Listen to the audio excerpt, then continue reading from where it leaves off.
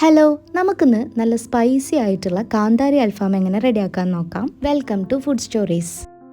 നന്നായി ക്ലീൻ ചെയ്ത് വരഞ്ഞു വെച്ചിട്ടുള്ള 2 ചിക്കൻ്റെ ലെഗ് പോർഷനാണ് നമ്മൾ എടുത്തിട്ടുള്ളത്. ഇനി ഒരു ചപ്പാത്തിക്കോലോ എന്തെങ്കിലും യൂസ് ചെയ്തിട്ട് ചിക്കനെ ഇതുപോലെ ജസ്റ്റ് ഒന്ന് ഫ്ലാറ്റ് ആക്കി കൊടുക്കാം.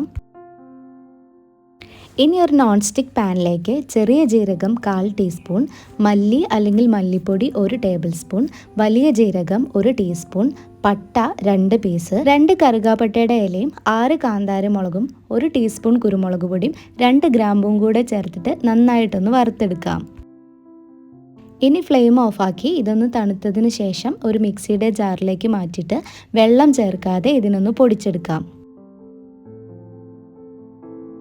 ഇനി ഇതിനെ ഒരു പാത്രത്തിലേക്ക് മാറ്റാം. ഇതിലേക്ക് 1 ടേബിൾ സ്പൂൺ അളവിൽ നാരങ്ങാ നീരും 2 ടേബിൾ സ്പൂൺ അളവിൽ തൈരും 1/4 ടീസ്പൂൺ അളവിൽ ഉപ്പും കൂടെ ചേർത്തിട്ട് നല്ലൊരു തിക്ക് ഗ്രേവി ആക്കിയിട്ട് എടുക്കാം.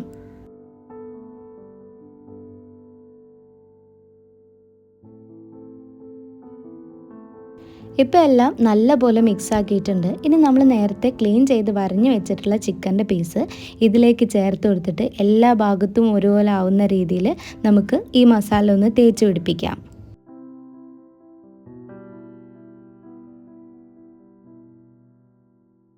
രണ്ട് പീസും നല്ലപോലെ മസാല തേച്ച് വെച്ചിട്ടുണ്ട്.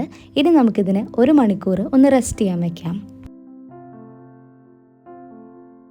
ഇനി അടുത്ത മസാല റെഡിയാക്കുന്നതിനായി ഒരു 10 അത്യാവശ്യം വലിപ്പമുള്ള വെളുത്തുള്ളി, 1/4 ഇഞ്ച് വലിപ്പമുള്ള ഇഞ്ചി, ഒരു സവാളയുടെ പകുതി ചെറുതായി അരിഞ്ഞതും, ഒരു തക്കാളിയുടെ പകുതി ചെറുതായി അരിഞ്ഞതും കൂടെ ഒരു 15 കാന്താരിമുളക് ചേർത്ത് കൊടുത്തിട്ടുണ്ട്. ഇതിൻ്റെ സൈസ് അനുസരിച്ചിട്ടാണ്. ഇത് ചെറിയ കാന്താരിമുളകാണ് കേട്ടോ, അതുകൊണ്ടാണ് ഒരു 15 ചേർത്ത് കൊടുത്തിട്ടുള്ളത്. 1/2 കപ്പ് അളവിൽ മല്ലിയിലയും പുതിനയും കൂടെ ചേർത്തിട്ട് വെള്ളം ചേർക്കാതെ നല്ലൊരു തിക്ക് പേസ്റ്റ് ആക്കി എടുക്കാം.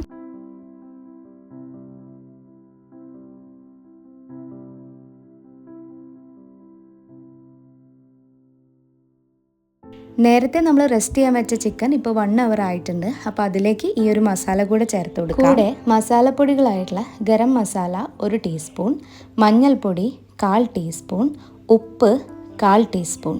ഇതിലേക്ക് 1 ടേബിൾ സ്പൂൺ അളവിൽ ഓയിലും കൂടെ ചേർത്തിട്ട് നന്നായിട്ടൊന്ന് മിക്സ് ചെയ്തെടുക്കാം.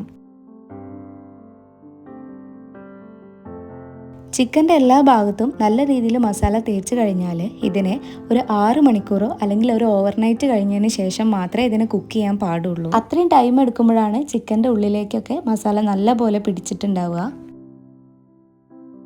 ചിക്കൻ ഫ്രൈ ചെയ്തെടുക്കാൻ വേണ്ടിയിട്ട് ഓവനോ ഗ്രില്ലോ യൂസ് ചെയ്യാവുന്നതാണ്.